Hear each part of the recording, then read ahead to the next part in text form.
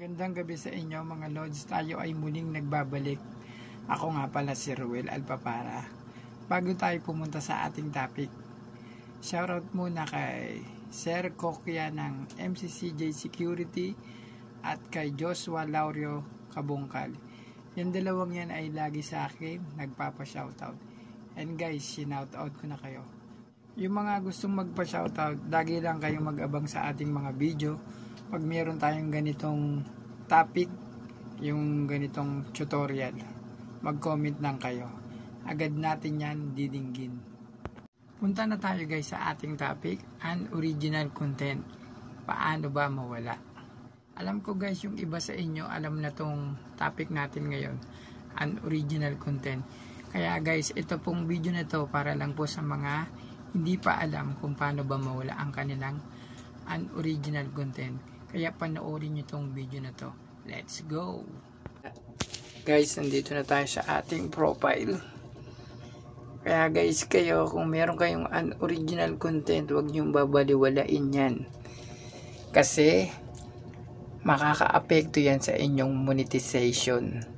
Hindi kayo dyan kikita pag meron kayong unoriginal content. Kaya pag may ganito kayong violation and original content, tanggalin nyo agad yan guys. Itong sa akin guys, matagal na to 6 months na to, hindi ko siya pinansin. Tapos yung pala magkakaproblema pala yan sa ating earnings, lalo na sa reels. Talagang restricted monetization ang nangyari sa akin dyan guys. Tingnan natin guys ang ating dashboard. Actually guys, wala na rito yung unoriginal content ko.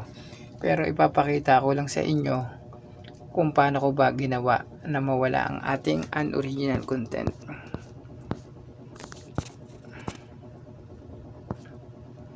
Ayan guys ha. Ayan. Punta tayo rito sa monetization. Ayan guys oh. If you're eligible, explore ways to earn money on Facebook. Kasi nga, nawala na siya. Yan o, monetization.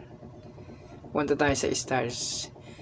Dati, ang ano ko sa stars, restricted monetization. Ngayon, wala na guys o. Tapos yung ads on reels ko, wala na rin siya. Kaya lang, zero earnings ako. Kasi nga, nagbura ako ng mga video.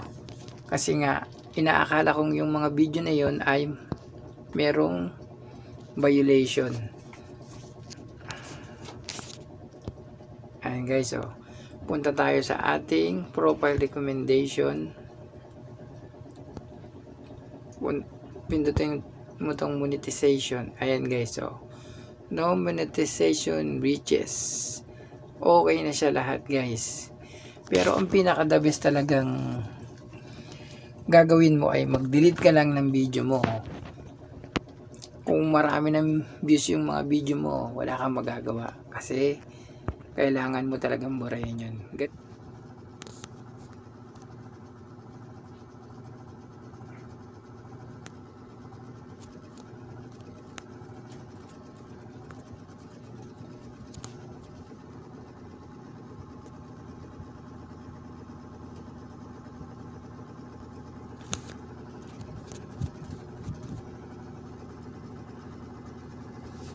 Yan guys oh.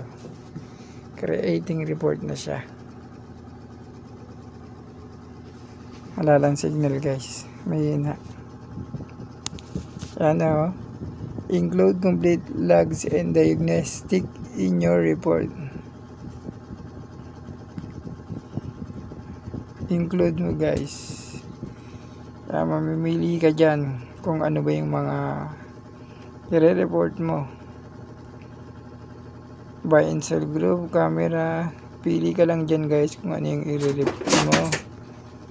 Yan, pages, profile, stars, setting, status update, subscription, videos, privacy, profile. Ka lang guys ha, hindi na. Pili ka lang dyan guys kung anong i-report mo. Yan guys. Sana meron kayong natutunan sa ating topic ngayon. Thank you for watching. Kung nagustuhan nyo itong video na to, pwedeng pa-like, pa-comment at pa-share na rin sa ating ibang content creator na nagkaroon sila ng unoriginal content. Thank you for watching.